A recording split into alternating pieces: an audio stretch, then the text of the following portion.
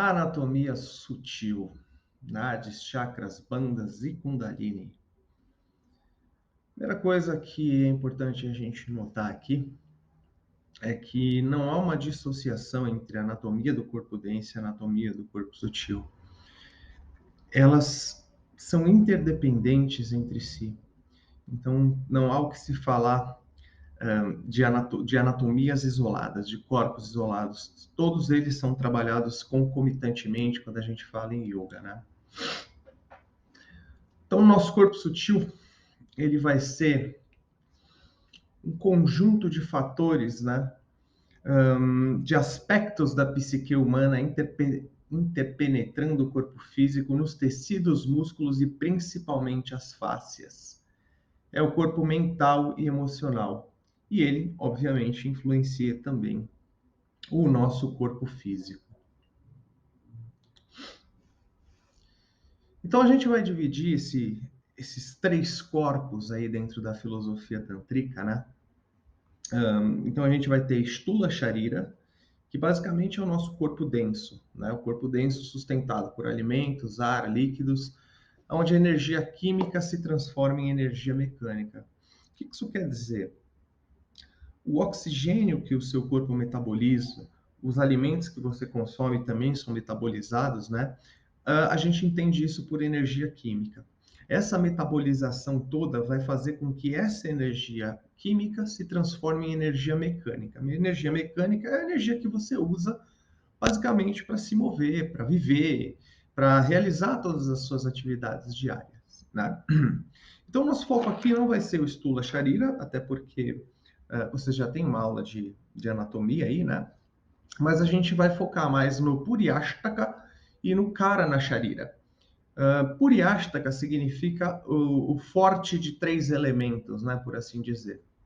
Então, esse Sukshma Sharira, que é esse corpo sutil, ele vai ser composto por 8 fatores, que são a mente, o ego, o intelecto e as impressões dos 5 sentidos. Ou seja, todo tipo de informação que você entra em contato na sua vida cotidiana, na sua experiência humana, por assim dizer, ela está relacionada a esses 5 sentidos, né?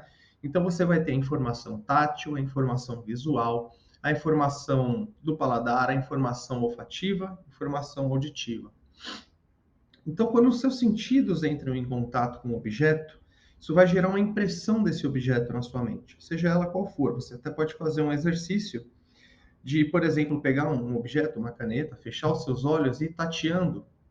E você vai ver que essa forma é impressa na sua mente de alguma maneira, né? Pode pegar uma caneca, por exemplo, e você consegue sutilmente ver essa forma na sua mente.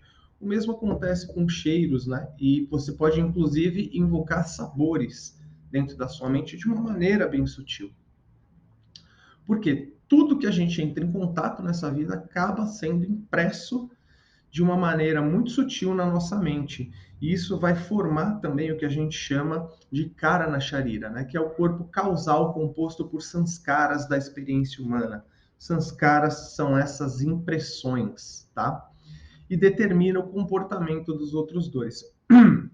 Então, quando a gente nasce, o que acontece, né? A gente é um copinho de água pura, né? E a gente vai colocando um monte de coisa nessa água aí, essa água vai ficando turva, né? À medida que a gente vai tendo essa experiência humana.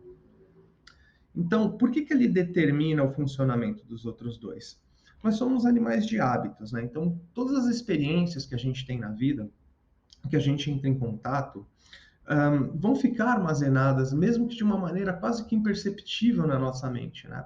E isso acaba criando certos, vamos dizer assim, meios operandes do nosso corpo, né? Então a gente se depara com uma situação já vivenciada, o nosso corpo tem uma resposta armazenada, né?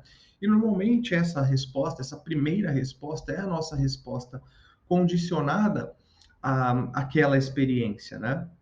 Então, se você fugiu de um perigo, então muito provavelmente a sua reação vai ser fugir novamente, né? A não ser que você pare, pense, né, e tome uma decisão que os americanos chamam de CCC, né? Calm, Cool, Collected. Então, é calmo, frio, tranquilo e composto, né? Recomposto. Essas experiências que a gente entra em contato na nossa vida, né, elas vão evocar certas emoções na gente, né? E por emoções eu digo tudo, eu digo amor, eu digo fome, eu digo ansiedade, eu digo medo, eu digo angústia. Todas essas emoções, elas são causadas por experiências, ou seja, há sempre uma narrativa por detrás de qualquer emoção que você sente. Você não simplesmente sente, ah, nossa, acordei feliz hoje. Há um motivo para você ter acordado feliz, mesmo que você não perceba, né? Talvez você tenha visualmente visto um belo dia, um passarinho pousando na janela, alguma coisa assim, e isso te alegrou, né? E mesmo que você não tenha se dado conta de que essa foi a narrativa, há sempre uma narrativa por detrás de uma emoção, tá?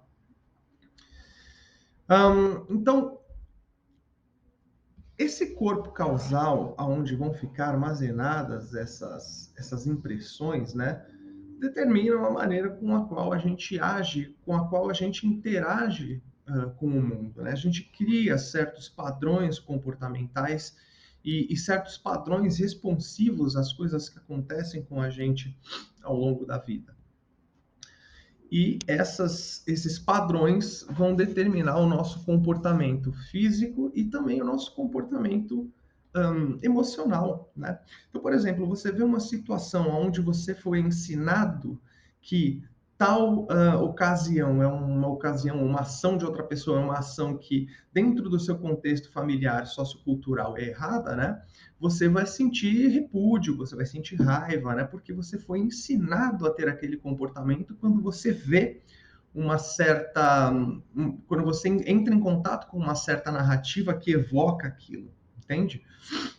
Então, essas impressões armazenadas vão determinar o comportamento também do seu corpo, né? Você pode agir de uma maneira a se pronunciar mediante a tal situação, a agir com agressividade, a agir com fuga, né? Tudo vai depender de qual foi a resposta programada socioculturalmente aí dentro de você, né? E a gente cria esses padrões de hábitos, né? Ah, me sinto triste, então vou afogar minha cabeça num copo de cerveja, né? Ou vou utilizar alguma coisa, ou vou comer que nem um alucinado, enfim. São vários padrões comportamentais que a gente acaba desenvolvendo como resposta a certos estímulos. Então, é preciso que a gente observe muito bem por que a gente age, como a gente age e, novamente, quais são as narrativas que fundamentam as nossas ações. Porque uma vez que você tira a narrativa, que é o suporte dessa ação, né, toda a emoção se dissolve junto com essa narrativa e ela é absorvida, como a gente vai ver mais adiante aí. Tá? Bom, então, a gente já tem uma noção aí que a gente tem 3 corpos, né? A gente vai ter um corpo físico composto de ar, alimentos e processos fisiológicos.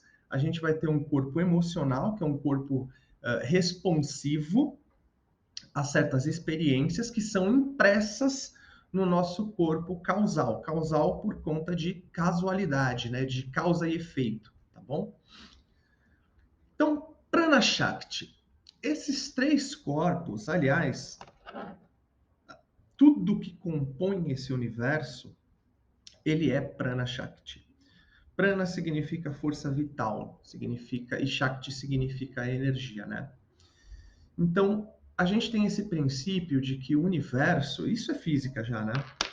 Ele é um pontinho bem pequenininho, onde está tudo comprimido, microscópico. E uma série de reações ocorrem e esse universo expande de uma maneira infinitamente grande, né? É o que a física vai chamar de grande inflação, tá? Então, um ponto microscópico se torna uma coisa infinitamente grande. A gente tem 2 opostos de infinitos aí, né? Então, a energia se torna matéria.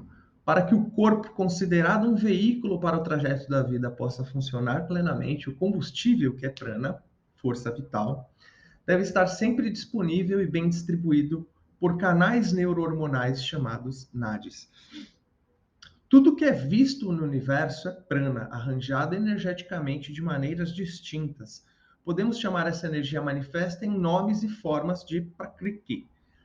Prakriti é uma rede complexa de informações que consiste em 3 qualidades universais, Sattva, Tama e Raja. A relação entre essas qualidades é o que dá forma e vida ao universo. Então, eu coloquei aqui para vocês uma série de 0 e 1s, né? Então, vocês podem imaginar o seguinte, deixa eu ver se eu tenho aqui. Esse universo ele é informação, né? Então, várias tradições vão dizer que o universo ele é vazio de uma realidade inerente, né? Que ele é insubstancial. Aparentemente ele é substancial, mas na realidade ele é insubstancial. Então, vocês podem imaginar isso aqui. Isso aqui é um pendrive, tá? Quanto de informação que eu consigo armazenar dentro de um pendrive? É muita coisa, né? Muita informação que você consegue armazenar. Então, imagina se eu codificasse todo o universo, ele caberia dentro de um pendrive, né? Apesar de parecer insubstancial, isso aqui é uma coisinha muito pequena, conter essa infinidade de informações, é basicamente assim que o universo se forma, né? Quando a gente fala nos nossos 5 sentidos, por exemplo, a visão, a audição, o tato, o olfato, o paladar, né? O que esses sentidos são de fato, né? O que eles interpretam? Então, quando você pluga o seu pendrive no seu computador, o seu computador vai traduzir todas as informações que estão nesse pendrive em imagens, em sons, em movimentos, em vídeos, né? Em textos. Ou seja, não é muito diferente de como o nosso universo funciona, né? Essa é a nossa mente. A nossa mente vai interpretar toda essa informação disponível nesse grande pendrive que é o universo, né? Que é codificado dessa maneira, né? Então, quando eu sinto gelado, tem um código para o gelado. E esse tato, né? Vai trazer esse código, vai carregar isso para o cérebro e ele vai sentir a sensação de gelado. As formas que nós enxergamos, a mesma coisa. O nosso cérebro, na verdade, ele enxerga espectros de luz, né? Então ele não enxerga uma forma em si. Esse espectro de luz, essa frequência luminosa, ela é traduzida em formas no cérebro. Você não escuta sons, você escuta também espectros sonoros que o seu ouvido vai trazer essa informação para o seu cérebro, que vai traduzir isso em sons. Então veja, a gente não é diferente de um computador, né? E por isso que a gente nunca vai saber se a gente está preso numa Matrix ou não. Porque a informação que a gente recebe, a informação que o nosso cérebro é capaz de interpretar, ela é muito parecida com a maneira com a qual um computador funciona, né? Toda essa codificação binária aí, né? Bom, vamos seguir um pouquinho. Espero que isso não esteja ficando muita loucura, muito terraplanismo. É inegável que há uma grande inteligência inerente nesse universo, né? Que anima as coisas e faz com que essas coisas se transformem. Como é que a natureza sabe que um polegar opositor é mais eficiente do que 5 dedos alinhados ao mesmo tempo, né? Qual é a inteligência que consegue conceber essa utilidade para a gente e tornar esse processo evolutivo possível?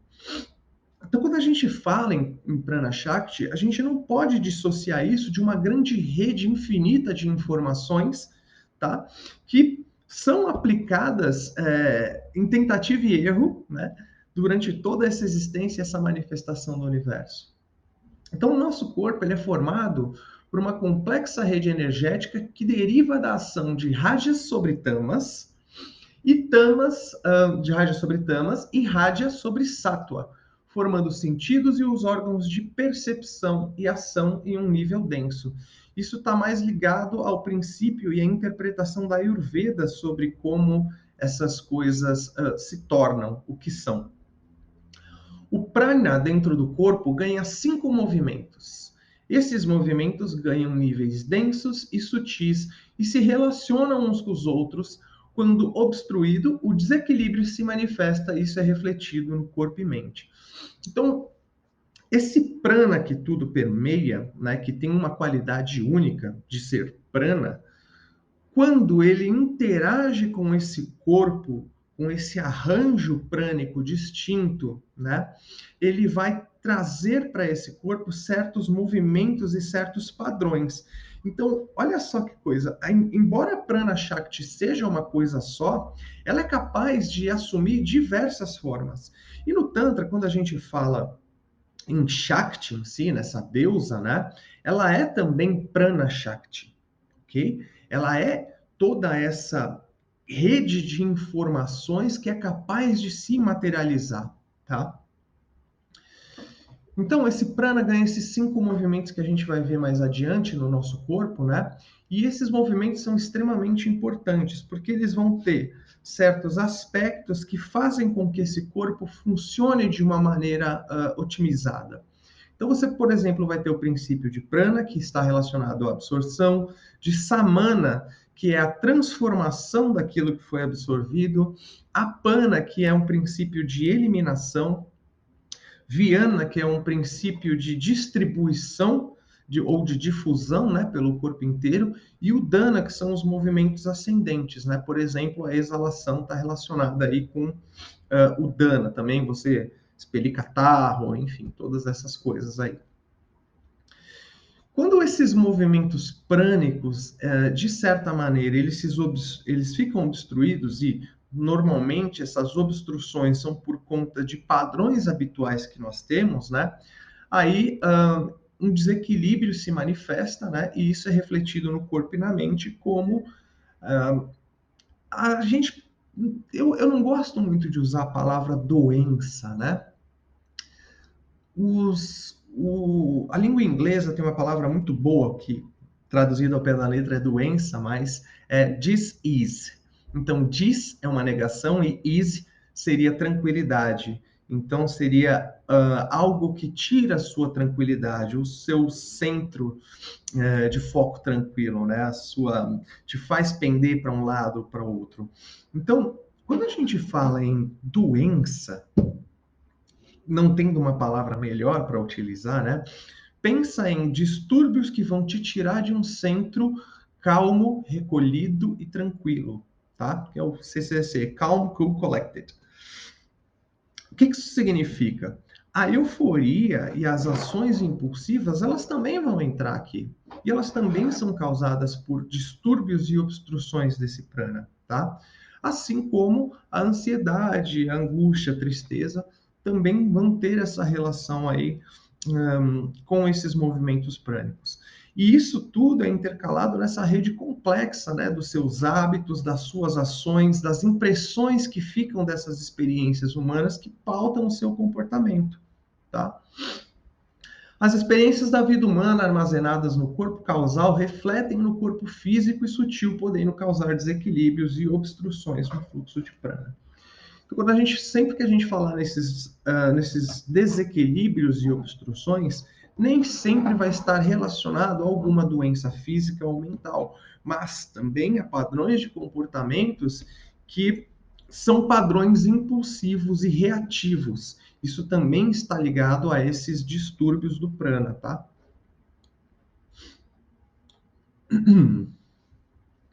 Então aqui a gente vai ter um detalhamento um pouco maior aí dos pranavayus.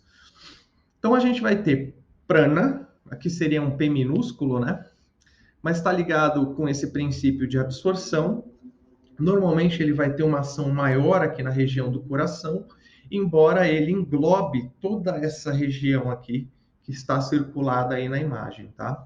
Então, a partir da cabeça, o prana se move para baixo pela garganta e região torácica.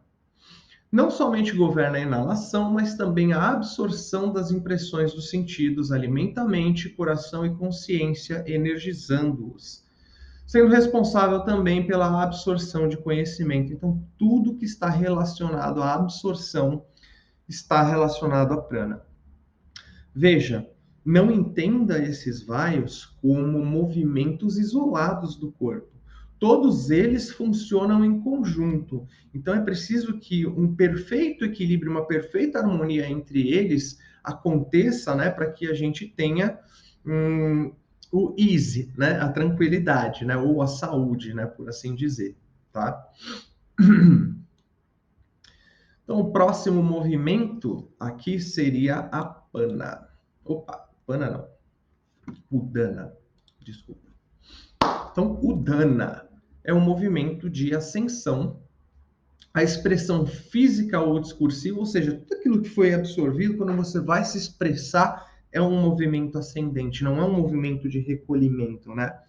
Um movimento de recolhimento está mais relacionado a uma certa passividade, tá? E o movimento de ação, ele é mais, vamos dizer assim, espontâneo, né? Ele ocorre num movimento ascendente, a ação, tá? Então, a expressão física e discursiva, a exalação, a regulação da respiração, canalização da energia para expressão, atua na memória, força, vontade e esforço. Então, tudo que vai ser expresso, tudo aquilo que ganha um certo movimento ascendente, seja até um pensamento que se eleva em você, está relacionado com o dana. Então, não é somente a nível físico, também a esse nível sutil, né? De uma concepção de uma ideia se elevando em você, por exemplo, né? Essa canalização, quando digo canalização da energia, né? Quando todas essas peças se juntam, né, e você consegue conceber qual ação tomar, isso também é o dana, tá? Ao canalizar a energia, esse vai ou governa como expressamos nossa energia na vida, a expressão física e mental na realidade manifesta. Então, tudo aquilo que é absorvido, que é transformado, que é propagado pelo corpo, né, vai ter esse movimento expressivo, tá? Então, para que o dana aconteça, você precisa de prana, você precisa de apana, você precisa de samana e também de viana, tá? Novamente, não há uma separação de fato entre esses movimentos, ok?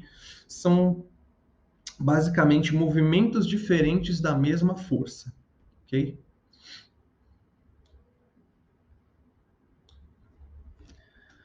O próximo, então, é samana, tá? A samana é um movimento horário, tá? Ou uma força centrípeta em direção ao centro.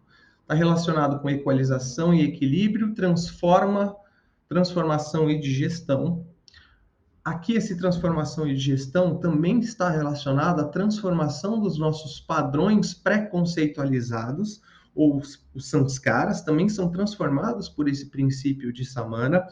As emoções, vamos dizer assim, negativas, né? Uma vez que você consegue dissociar a narrativa delas, elas são digeridas e se transformam simplesmente em energia que vai ser utilizada no seu corpo, né?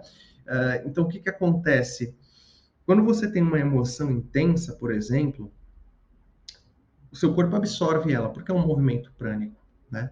Só que o seu corpo também tenta eliminar. Como é que ele tenta eliminar? Olha só, você tem o choro, você tem o grito, né? Isso aí vai estar relacionado aí com a pana e o dana ao mesmo tempo, né? Mas quando você consegue fazer um processo de pacificação dessa emoção, que basicamente consiste em você tirar a narrativa que suporta essa emoção, seja ela qual for, né?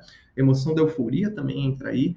Importante que a gente entenda que, sob essa perspectiva, não há de fato uma emoção negativa ou uma emoção positiva, né? O que acontece é a maneira com a qual a gente interpreta ela. Quando a gente fala em dukkha, em sofrimento, dentro de uma perspectiva budista, isso vai se propagar para o Tantra hindu, de certa maneira, né? Tudo aquilo que causa um desequilíbrio mental, físico, espiritual, é considerado sofrimento, né? Pode parecer que, nossa, mas eu me sinto tão bem, mas essa sensação boa faz com que você crie um apego a essa sensação e que você repita aquele comportamento muitas vezes de uma maneira impensada, uma maneira, me fugiu a palavra agora, automática, né, por assim dizer, condicionada e tudo mais, né? Então, a única coisa que não causa sofrimento, que não causa dukkha, ou que é impossível de fazer você sentir a dor da perda, mesmo que esta perda seja algo que te causou alegria, né? É você se manter nesse centro inabalável de foco tranquilo, tá? Encontrar esse centro através da experiência humana é basicamente o foco da filosofia yogi de uma maneira geral. É você trazer esse perfeito equilíbrio para o corpo e para a mente, né? Essa perfeita sintonia. Não eu penso numa coisa e meu corpo faz outra, ou eu faço uma coisa e minha cabeça quer fazer outra, né? É tudo funcionando nessa maneira é, direcionada ao mesmo propósito, né? As coisas não te tiram do seu centro. Você vê uma coisa legal que você quer comprar, você coloca aquilo, sei lá, um tênis, você põe no pé, você experimenta. Puxa, aquilo custa R$ 500 e você é capaz de, puxa, nossa, mas ficou tão bom, ficou bonito, e você vai, desfila e tudo mais. E nesse sentimento de prazer você acaba adquirindo aquele tênis, né? Não estou dizendo que a compra em si é errada, né? Mas talvez se você tirasse um tempo, fizesse 12 ciclos de inalação e exalação de uma maneira controlada, né, tirando essa respiração do seu sistema autônomo, né, e trazendo para si, porque a respiração é a única coisa que você consegue pegar para você. Você tira do seu sistema autônomo e você fala, não, agora eu que faço. Eu que vou determinar o cumprimento dessa respiração, né? Isso é muito bom, porque se você esquece de respirar, o seu sistema autônomo entra e faz a respiração por você, tá? Mas, de repente, se você tivesse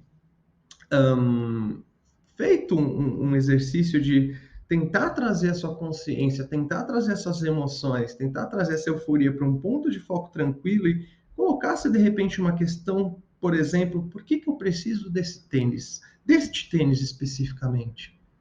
O que eu ganho tendo esse tênis? Qual o benefício para mim?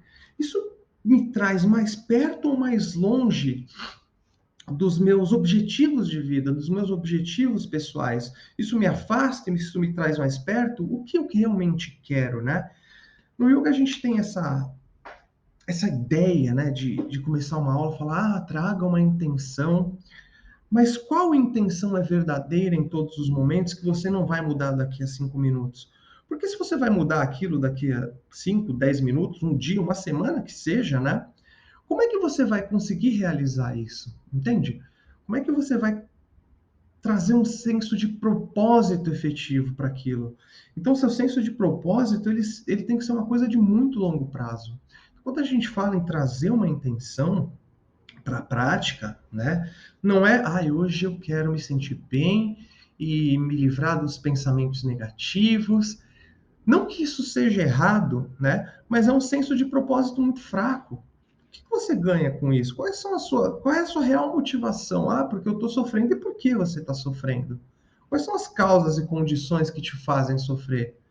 É porque hoje o meu chefe brigou comigo. Mas isso é uma coisa que é permanente, sempre vai acontecer, ou isso pode ser transmutado de alguma maneira?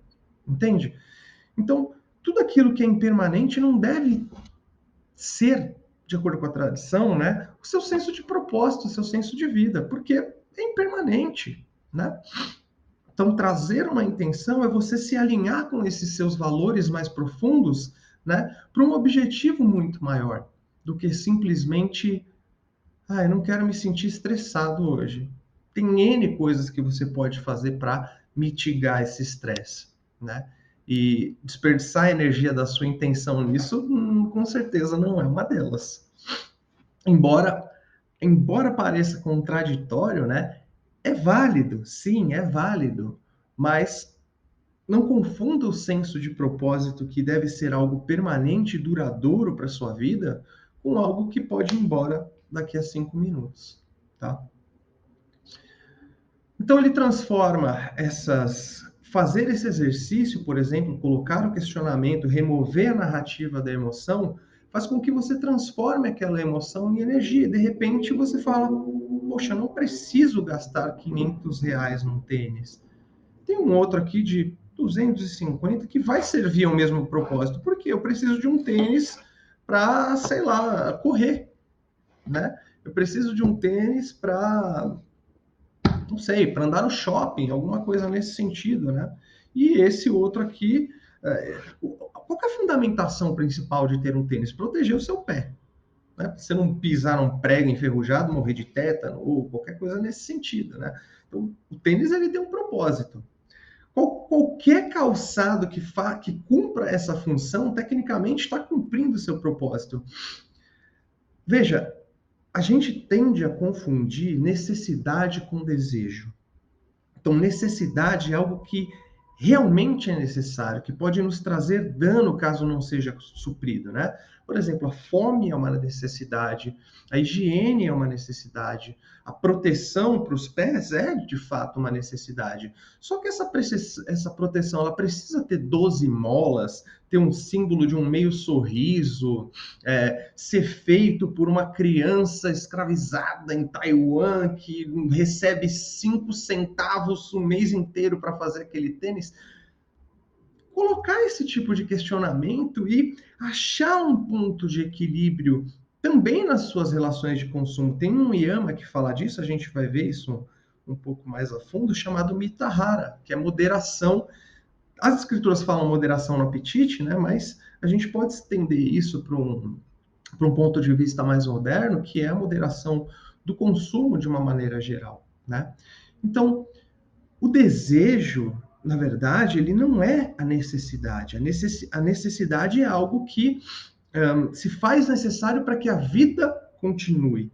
O desejo, vamos dizer que é a gourmetização dessa necessidade. Você tem uma necessidade de se alimentar, por exemplo, né? O que supriria a sua necessidade? Arroz, feijão, farofa e um bife, de repente. Ok? Isso aí é uma refeição extremamente completa. Uma saladinha com alface, tomate, cebola, pá, um legumezinho ali, tá ótimo, né? Então, por que que você precisa comer um escargot colhido dos pântanos de sei lá da onde? Quando você coloca esse questionamento, né? Quando você tem um desejo, mas eu gostaria de comer tal coisa. Então, aqui você está claro, suprindo a sua necessidade, mas ao mesmo tempo gratificando os seus sentidos, gerando um comportamento de apego àquela gratificação, né? Alguns alimentos, eles têm essa característica, por isso que as tradições, eles falam muito e dão muita ênfase, né, na questão da moderação do consumo, né, porque às vezes a coisa é tão saborosa e a gente come aquilo e começa a comer rápido e não dá nem tempo do seu corpo entender que você está comendo, né, então quanto mais rápido você come, menos o seu corpo percebe que você está comendo, e uma hora que ele vai perceber, você já está... Agora, se você come de uma maneira moderada, mastiga, saboreia o alimento, né? Sente o cheiro do prato. Quando você sente o cheiro, o seu cérebro já vai entender, poxa, preciso de mais saliva aqui na boca. O seu estômago já começa a preparar os sulcos gástricos para digerir aquele alimento, e isso tudo é feito através desse processo de mastigação também, vamos dizer assim, do saboreamento, né, desse alimento. E aí ele entra, ele é digerido com qualidade, e o seu corpo é capaz de te avisar, deu, chega, estou ok, a quantidade aqui está suficiente. Agora, quando você come muito rápido, de uma maneira impulsiva, nossa, eu estava morrendo de vontade de comer isso, né? O seu corpo demora mais para entender isso, né? E, consequentemente, você acaba comendo mais do que você deveria, né? Então, nem de mais, nem de menos, é sempre encontrar esse equilíbrio. Tá? Mas é muito importante você entender a diferença essencial entre necessidade e desejo. Necessidade vai sempre cumprir uma função normalmente fisiológica e de proteção que são básicas. Por exemplo, você precisa de um casaco para o inverno. Esse casaco precisa ser de peles de foca do Yukon? Com certeza não, não necessariamente, embora este também cubra a necessidade, né? Mas há outras maneiras mais baratas e menos danosas ao meio ambiente, à fauna e à flora, do que esse casaco de pele de foca do Yukon, né? Então é você começar a perceber quais os tipos de escolha que você faz, por que que você faz essa escolha, desde quando você começou a fazer essa escolha, né? E você trazer esse movimento de respiração, né? E colocar o questionamento: eu preciso exatamente disto? Por que que eu preciso comprar um tênis? Qual a necessidade que esse tênis supre? E agora, por que que tem que ser esse? Quais são os desejos atrelados a esse tênis que vão me trazer um senso de gratificação? Lembrando que todo senso de gratificação é uma reação fisiológica, tá? Então você vai ter o pico lá do uau, comprei meu Nike 15 mil molas, agora eu vou poder pular igual o Tigrão do Ursinho Puff, olha que maravilha. Só que essa euforia toda, essa descarga neurohormonal, por assim dizer, o seu cérebro vai entender isso, ele vai falar o seguinte: peraí, há algo em desequilíbrio. E o que, que ele faz? Ele manda um contra-hormônio para aquilo, para atender, para baixar aquele nível hormonal que subiu, né? E aí o que, que acontece? Daqui a 3 dias você olha para aquele tênis como você olha para a sua parede branca, sem graça, né? Enfim, pode ser mais, pode ser menos, mas acho que já deu para entender a ideia aí da coisa. Então é importante, novamente, você pegar a sua necessidade, ver o que, que dessa necessidade está se tornando desejo, o que, que você está gourmetizando dessa necessidade, fazer uma pausa e fazer esse processo de transformação, porque você, através desse movimento de samana, né, você também consegue transmutar esse desejo e falar: tá, pera, não preciso me endividar e comprar um tênis de R$ 500 que eu vou ter que terminar de pagar daqui só no final do ano. Podia até comprar um curso de yoga, olha só que coisa maravilhosa, né?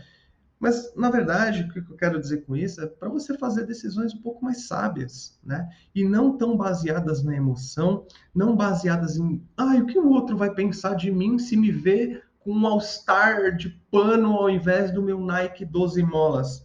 Cara, as pessoas estão cagando pro seu tênis. Na moral, e isso também não é relevante para você. Isso não vai fazer você ser mais feliz ou não, né?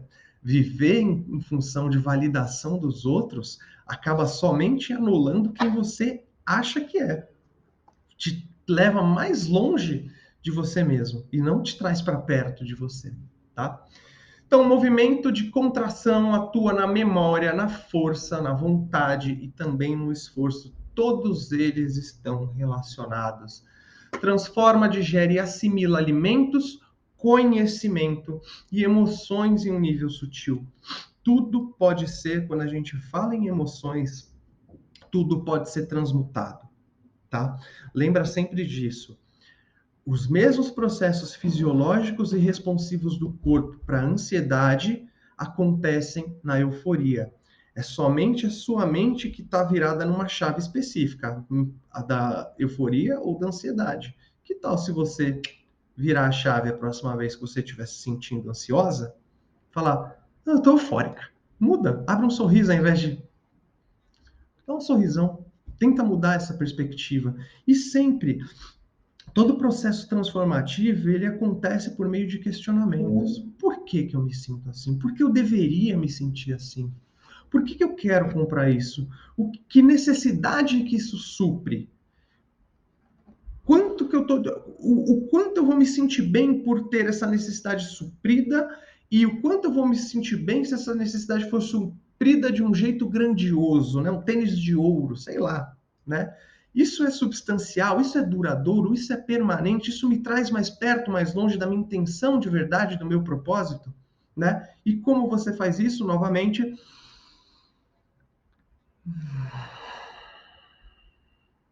12 vezes. Respira fundo 12 vezes. Cientificamente provado que, ao fazer isso, 1 minuto e meio, mais ou menos, que é o tempo de duração entre uma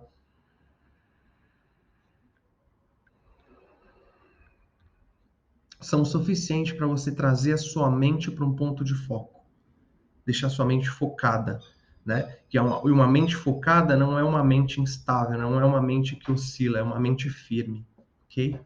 Então, o foco é extremamente importante quando a gente fala na manutenção também de samana, tá? E de todos os outros vaios. Viana. Eu falei bastante de samana, mas vejam, dentro dessa filosofia yogi, né, esse princípio de transformação que a gente chama de Agni. Então, assim, Agni não é fogo. Fogo é Agni, mas Agni não é fogo. Agni é todo o princípio de transformação que permeia o universo. E dentro do nosso corpo sutil, esse Agni está relacionado com essa região do seu abdômen, tá? Então, grande parte das práticas iógicas, né, vão fazer uma manutenção desse Agni, né, de modo que esse fogo, por assim dizer, ou esse princípio de transformação esteja sempre saudável e capaz de digerir e transformar emoções, experiências, alimentos, qualquer coisa que seja que entre em contato com ele. Viana é o princípio pervasivo, o princípio difusivo do prana, né? Então ele está relacionado, ele fica nessa região aqui do coração e ele é distribuído ao longo do corpo. De uma maneira densa, né, a gente pode entender como o batimento cardíaco que bombeia o sangue, esse sangue vai carregar o oxigênio para as células, vai carregar esse oxigênio para o cérebro, os nutrientes. Então, isso de uma maneira física. De uma maneira sutil, né? Aí vocês podem pensar em psicossomática, uma série de coisas, né? Mas também está relacionado com todas essas emoções que também são transferidas para o corpo, né? Sabe aquela pessoa que tem tique? Fica batendo o pé e tudo mais, né? Também está relacionado com Viana, né? Então, para onde esse prana está sendo alocado? De que maneira que esse prana está sendo alocado, tá? Está relacionado também com o tato, né? Por ser um princípio de difusão, né? Entenda que o seu corpo ele é recoberto por um órgão chamado pele, ok? Então essa pele ela envolve o seu corpo inteiro, tá? E ela é extremamente difusiva. Então, ou seja, tudo que toca na sua pele, em qualquer ponto do corpo, né, você consegue sentir. Então, Viana está muito ligado ao tato. Então, ela recebe também a informação tátil e transmite essa informação tátil aí ao longo do corpo, tá? Então, por exemplo, se você entra em contato com alguma coisa pontiaguda, você puxa o braço imediatamente. Com uma coisa muito quente, muito fria, né? Esses reflexos aí também estão relacionados aí com esse princípio de Viana. Por ser um movimento difusivo, também é responsável por desperdiçar energia. Então, novamente, a gente vai entrar no princípio aqui da justa medida, né? Algumas das nossas ações, né? Então, o Dana vai ser essa expressão, né? E aí, o Dana vai utilizar Viana como uma forma de carregar, por assim dizer, essas expressões, tá? Como é que você desperdiça energia, então? Como é que você... E a gente já tem a pana, né, para fazer isso por nós, né? Mas vamos pensar em energia mecânica, né? Olha só, se você entra num asana, por exemplo, com inteligência, né, encontrando o perfeito equilíbrio da sua respiração, do seu ritmo cardíaco, a justa medida entre esforço e conforto, você consegue manter esse asana por mais tempo e ainda assim manter um certo ponto de foco. Agora, se você se esforça muito para ficar naquele asana a ponto da sua respiração e os seus batimentos começarem a acelerar, por exemplo, né? Isso vai trazer na sua mente um pensamento ansioso, um pensamento de urgência, de preciso sair daqui, essa professora não me tira desse asana, maldita seja, quero matá-la. Mas quem nunca quis assassinar um professor de yoga que te amarrou de um jeito que você falava, eu quero sair daqui, né? Isso também está muito relacionado aí com esse princípio de Viana, tá? E a gente acaba desperdiçando energia física que você poderia ter feito uma prática inteira, de repente, né? Uma prática de mais qualidade, de mais tempo, acessando outras áreas emocionais, outras áreas físicas do seu corpo, mas você desperdiçou tanta energia naquele Matsyendrasana que você não tem mais força para continuar a sua prática e você vai entrar no Shavasana, né? Algumas respostas também desmedidas, né, com relação à nossa expressão, também desperdiçam energia, né? Energia química, por assim dizer. Isso desde o momento quando você está com muita raiva, por exemplo, né, que você tensiona todo o corpo. Não parece, mas você está gastando uma energia absurda tensionando todos esses músculos, tensionando toda a sua cara, né? Isso gasta energia. Tudo que o seu corpo faz gasta energia, tá? E o cérebro, ele é o maior gastador de energia. Ele que é responsável por metabolizar aí toda essa glicose e distribuir também essa energia, né? Então, quanto mais pensamentos raivosos, destrutivos você tiver, mais ações duras, enrijecidas, né? Mais energia você desperdiça aí. E você também pode desperdiçar energia mental aí, tendo também essas contrações na sua mente, né? Esse excesso de pensamentos, o excesso de hipóteses que a gente acaba formulando mediante uma situação estressante, né? Tudo isso vai consumir e desperdiçar essa energia, tá? Então, ele distribui energia, mas Viana também ajuda e contribui no desperdício caso você fuja desse centro de foco tranquilo. Espero que esteja claro aqui. What else? Bom, a pana. Então, talvez um mais importante aí, né? Grande parte dos distúrbios aí com relação a que a Ayurveda vai abordar, né? Estão relacionados com a pana, tá? Então, é um movimento descendente. Está relacionado com eliminação de urina, eliminação de fezes, menstruação, atividade sexual, fluidos sexuais, no caso, né? E o parto também. Então, todo esse movimento de expulsão, principalmente nessa região do umbigo para baixo, tá nessa morada aí de Apana, tá? Processo de envelhecimento e morte, relacionado ao acúmulo de toxinas e desordens de vata também. Processo de envelhecimento e morte é o seguinte: há um princípio dentro dos Tantras que diz o seguinte, que desse Sahasra, que não é um chakra, né, mas uma energia que tudo permeia, você pode entender o Sahasra como Prana Shakti, um prana que permeia tudo, tá? Pinga um néctar, ou pinga uma gota de força vital.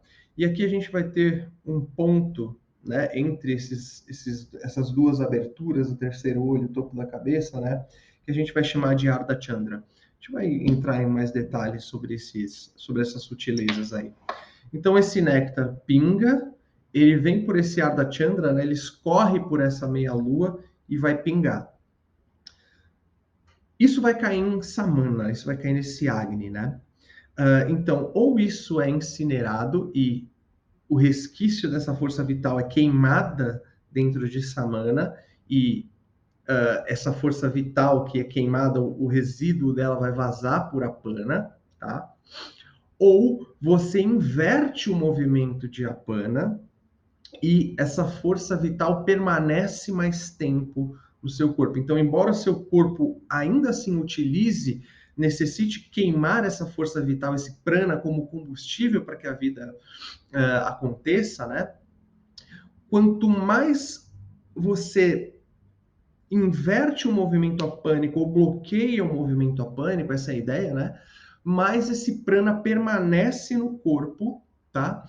E mais tempo de vida, por assim dizer, você vai ter. Alguns yogis vão dizer que, inclusive, você pode alcançar a imortalidade. Por isso que você vai ver em vários textos, em vários tratados, né, a importância de se manter Mula Bandha constantemente, né? Então, o que que o Mula Bandha faz? Ele vai... Imagina que a pana é um grande ralo. Então, desse ralo vai sair cocô, xixi, fluido sexual, menstruação, vai sair fezes, já falei isso, né? Vai sair, enfim, o bebê, né? Tudo por esse princípio de eliminação. Mas, assim como você consegue manter... Aqui, a ideia é o seguinte, que o Mula Bandha ele vai criar uma espécie de filtro aonde esses processos de eliminação eles continuam ocorrendo de uma maneira física, tá? Mas a energia vital é mantida, ok? Então, ele é um grande ralo, né? Aonde o que vai passar nesse ralo não é o fino, é o inverso, né? Vai passar o denso, mas o que é sutil ele é mantido ali. Tá? Então, essa é a ideia do Apana. Inversão desse movimento apânico faz com que ele se funda ao movimento prânico, né? Isso faça com que esses dois princípios se elevem aí pelo canal central, tá? Então, grande parte aí dos princípios de Hatha Yoga é você bloquear e inverter o movimento de Apana, tá? Restringindo e equilibrando os movimentos apânicos através dos bandhas, certas posturas e hábitos, acredita-se que a vida é estendida. A Pana é extremamente complexa e quase paradoxal, governa a nova vida e também a morte. É o vai o que mais deve ser observado. Pessimismo é a maior causa de distúrbios aqui. Novamente, quando você dá força para pensamentos destrutivos, por assim dizer, né? Você consome muita energia, né? E esse prana ele vai se esvaindo muito, porque o seu samana está todo o tempo querendo lidar com aquilo, seu udana está querendo expulsar aquela carga emocional pela lágrima, pelo grito, pelo choro, qualquer coisa, pelo catarro que sai junto quando você chora, né? Isso também está relacionado com o dana, né? Mas o fato é que, olha só, quando você está muito triste, quando você entra num ciclo de pensamentos extremamente ansiosos e nocivos, e você passa o dia inteiro pensando em uma certa coisa, você fica lá inquieta, né, se mexendo o dia inteiro, não escuta nada, você está num pratyahara monstro aqui, né? Mas você está num pratyahara que não está te elevando, pelo contrário, né, te jogando para baixo. Toda essa energia ela é consumida, ao passo que no final do dia você está esgotado e você não fez nada, você está lá sentado o dia inteiro, de repente tentando trabalhar, mas não consegue formular coisas, né? Porque todo o seu prana está sendo consumido por para abastecer um ciclo de pensamentos extremamente ansiosos e extremamente nocivos, né? E quanto mais você pensa nessa coisa, mais a sua mente fala: ah, opa, então é isso que você quer pensar? Toque mais uma narrativa, toque mais uma hipótese, toque mais uma teoria absurda do que vai acontecer se tal e tal coisa, enfim, né? Isso acaba desperdiçando uma grande energia, tá? Então, novamente, é muito importante que você desenvolva um hábito de observar suas emoções, principalmente quando elas estão começando a acontecer, porque é muito mais fácil você identificar a narrativa que a suporta. É mais fácil você fazer uma pausa, entrar nesse ponto de foco tranquilo, né? 12 respirações. É a única coisa que o Felipe te pede. 12 respirações, sempre, para tudo. Lembrar também que, embora certas pessoas tragam informações que vocês vão entender como, sei lá, como informações prejudiciais, de sofrimento, por conta da atitude daquela pessoa, né? É importante que você entenda sempre que você não precisa dar uma resposta imediata para as situações que acontecem. Você pode sim parar por 1 minuto e meio e respirar, e aí sim dar uma resposta, ou inclusive não dar essa resposta e falar: olha, não deu certo as 12 respirações, eu preciso de mais 12 respirações, talvez eu precise de 80 respirações. Então, hoje, campeão, campeã, eu não vou reagir a esse estímulo, né? Não se sinta obrigado a responder e a reagir a tudo que acontece com você, a não ser que seja, óbvio, uma situação de vida ou morte, né? Claro, não fala, ah, tá vindo o trem ali, deixa eu respirar 1 minuto e meio. Não, não é isso, pelo amor de Deus, ok? Isso é importante, isso é discernimento, tá? Bom, esses padrões de prana e apana, eles vão se refletir no corpo. Lembra? Não há uma dissociação entre esses elementos e esses corpos sutis e o corpo denso. É tudo uma coisa só, percebido de maneiras diferentes, mas ainda assim interligados a um ponto em que o funcionamento de um depende do funcionamento de outro, né? Então, a maneira como você vai agir, como o seu corpo vai navegar nesse mundo, depende muito de como está a sua mente, de como estão as suas emoções, né? Do que tem aí dentro, né? Certas pessoas tomam certas atitudes desmedidas, por exemplo, porque não são capazes de lidar com o seu emocional. Isso se reflete em ações físicas. Então, é importante você ter isso muito claro de que não há de fato uma distinção ali, né? Há uma interposição, uma inter-relação entre eles que faz com que tudo aconteça, ok? Bom, Aqui um estudo, tá? Publicado pelo Tal Shafir, Handbook on Emotion Regulation 2015, Nova Science Publishers, Inc. Através da propriocepção e da intercepção, ou seja, a propriocepção é a percepção do seu corpo no espaço, a intercepção é a percepção interna, o nome já diz. O estado do nosso corpo tem um forte efeito sobre o nosso estado afetivo. Agora, se você não acreditou em nada que eu disse, eu estou te trazendo a ciência e um estudo médico aí para talvez te convencer um pouquinho mais, ou não.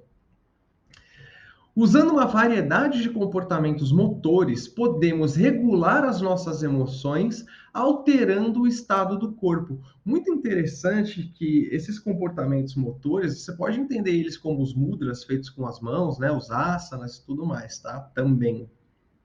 Ou até a maneira com a qual você se senta, você se prostra e você se porta, né, por assim dizer, tá? Isso está relacionado com um princípio que a gente chama de bhavana dentro dessa tradição. O bhavana é o estado de ser, né? Então a gente quer sempre trazer para nós um senso de, poxa, eu me sinto com medo, eu me sinto acuada, eu me sinto ansiosa, eu me sinto. Como seria se eu fosse a Mulher Maravilha? Né? Então, como a Mulher Maravilha se portaria? Ela não coloca as mãos aqui na cintura, punho fechado aqui na cintura, abre o peito e olha para o lado e fala: caralho, eu sou muito foda. Né?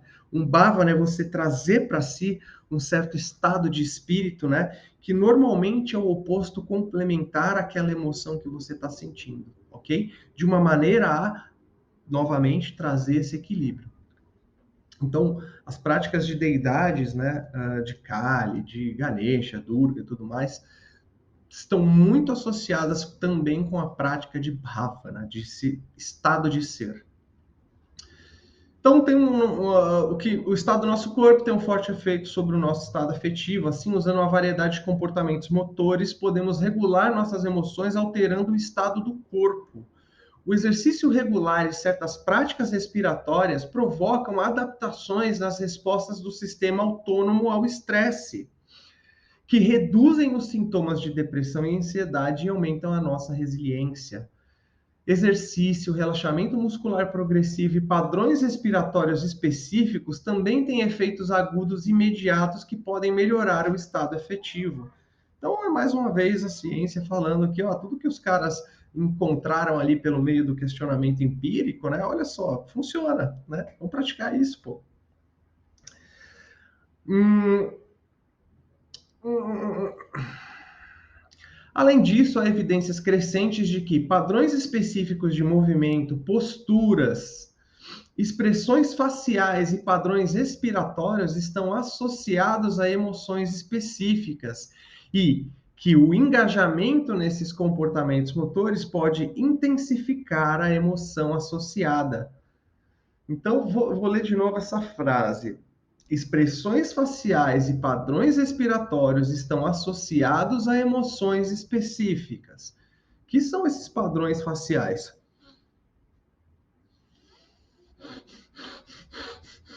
Vamos fazer um exercício. Por 20 segundos, fecha a cara como se você tivesse muito pé da vida com alguém. Fecha, cerra os punhos. Começa a respirar rápido, como se você quisesse furiosamente dar porrada em alguma coisa. Vê se isso não traz para você um sentimento de angústia. Alinha isso com uma emoção de raiva, com alguém que te evoca essa emoção. Então, esses padrões respiratórios, o padrão de ansiedade é uma respiração mais rápida, é o balançar, né? E a gente engajando nesses comportamentos, né, motores, a gente intensifica certas emoções. E se a gente trouxer, então, o oposto complementar? Nossa, eu tô me sentindo recolhido, tô me sentindo com medo, apreensivo. E se eu trouxer um padrão oposto a isso? E se a minha respiração acelerada eu transformar ela numa respiração mais recolhida, mais lenta? E se eu tiver muito letárgico, a ponto de bocejar? Quero ver quem não bocejou junto aí. e eu trouxer um padrão respiratório, mas sei lá, um Kapalabhati, será que eu não consigo regular essas coisas, né? Então, a ciência está dizendo para a gente que sim, né? Se você perceber, as pessoas com mais falta de confiança em si, né, as mais medrosas, normalmente elas entram nesse padrão recolhido aqui, né? Então, esses padrões de prana e apana, eles são também identificáveis aí no nosso corpo e é sobre eles que a gente vai falar na próxima aula. Om Hrim Shri Matre Namaha.